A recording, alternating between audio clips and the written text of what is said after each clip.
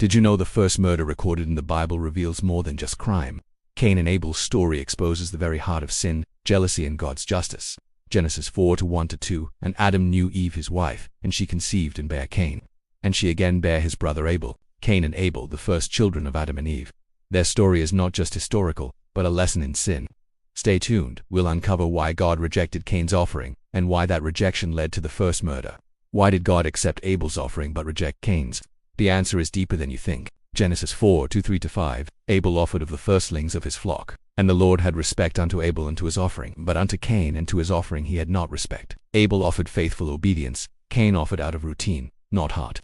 God looks at the heart, not just the action. Before Cain committed murder, God gave a warning, one that still applies to us today.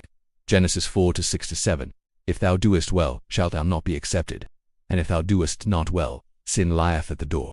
Stay tuned, we'll reveal why Cain ignored God's warning and how jealousy escalates into deadly action. And then it happened, the first human murder in history. Genesis 4:8, Cain rose up against Abel his brother, and slew him. Murder as the ultimate consequence of unrepented sin. It demonstrates the power of pride and anger when left unchecked. Genesis 4:9-12, And the Lord said unto Cain, Your brother's blood crieth unto me from the ground, and now art thou cursed. God confronts Cain, explaining consequences.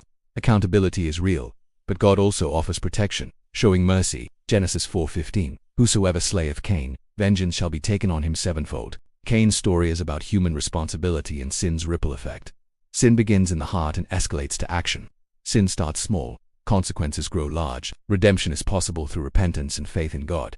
Watch my next video for a complete chart of Cain and Abel. It will transform how you see sin.